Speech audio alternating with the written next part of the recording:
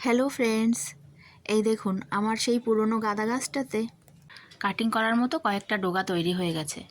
তো এখান থেকে কয়েকটা ডোগা কেটে নিয়ে আমি আবার চারা তৈরি করতে দেব। গাঁদা গাছের একটা গাছ থেকেই প্রচুর চারা তৈরি করে নেওয়া যায়। যত ডোগা কেটে নেওয়া হবে ততই নতুন নতুন ডোগা তৈরি হবে আবার। তো আজকে এই গাছটা থেকে আমি আবার 5টা ডোগা তুলে নিলাম। এবার আমি এই মালসাতেই 5টা ডোগাই বসিয়ে দেবো চারা তৈরি করার জন্য। আমাদের এখানে মৎস্যপ হয়েছিল, মৎস্যপে আমাদের একটা মালসা দেওয়া হয়েছিল। সেই মালসাটাই কিন্তু আমি ছাদে নিয়ে চলে এসেছি গাছ বসানোর জন্য।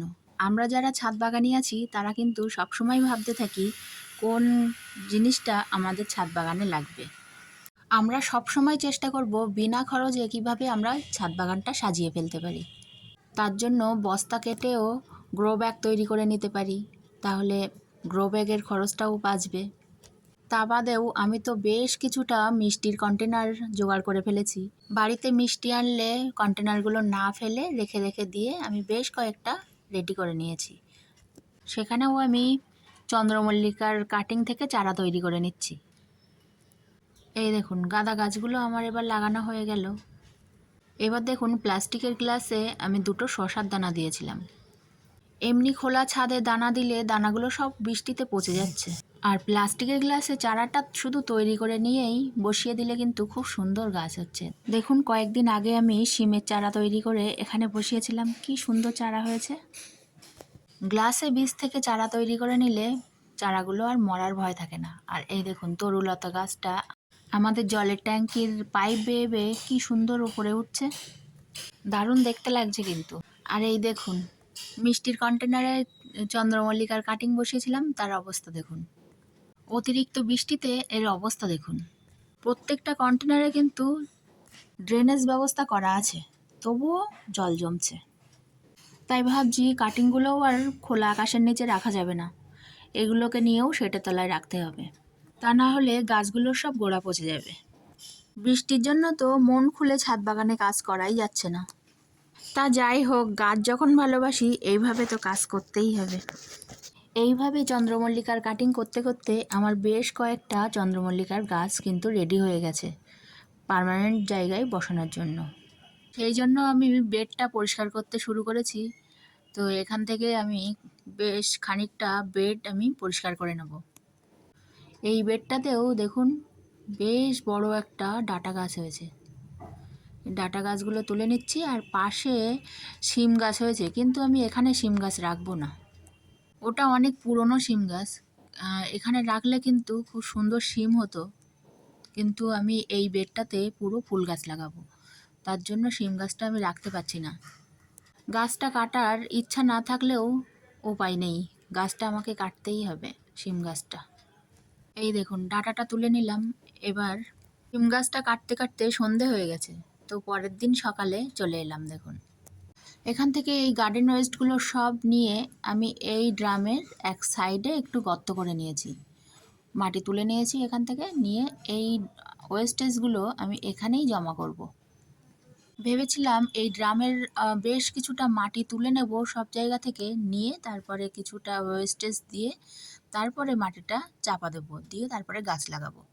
কিন্তু এখানে খুব সুন্দর একটা পুঁইশাক গাছ হয়েছে।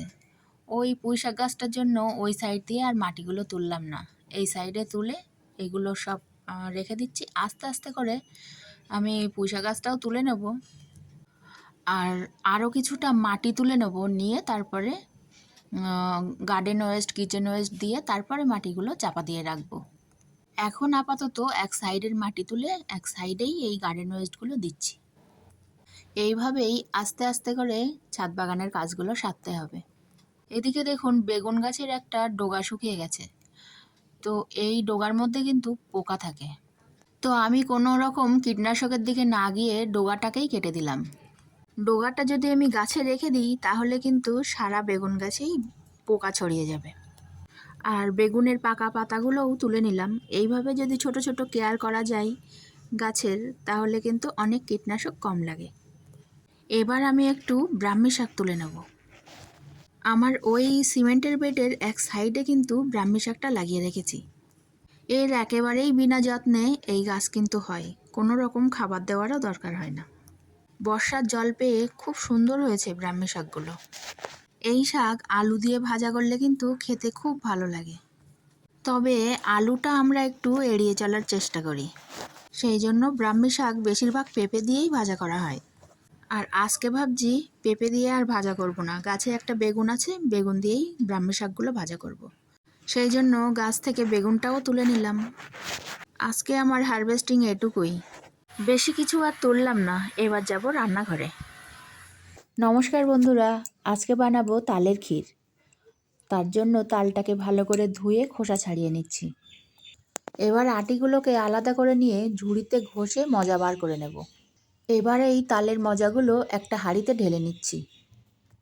এদিকে একটা নারকোল কুড়িয়ে নিলাম। এবার তালের মজাগুলোর মধ্যে দিয়ে দেবো নারকোল কুড়ানো, আর পরিমাণ মতো লবণ, চিনি, 1 চামচ চালের গুঁড়ো, আর দিয়ে দেব দুধ। আমি এখানে গরুর দুধ ব্যবহার করছি, আপনারা চাইলে আমল দুধও ব্যবহার করতে পারেন। সব উপকরণগুলো একসঙ্গে মিশিয়ে নিলাম। এবার হাঁড়িটা গ্যাসে বসিয়ে দিয়ে দিলাম তেজপাতা আর এলাচ গুঁড়ো, দিয়ে খুব ভালো করে ফুটিয়ে নিতে হবে। এই রেসিপিটা রুটি, পরোটা কিংবা মুড়ির সঙ্গেও খেতে খুব ভালো লাগে।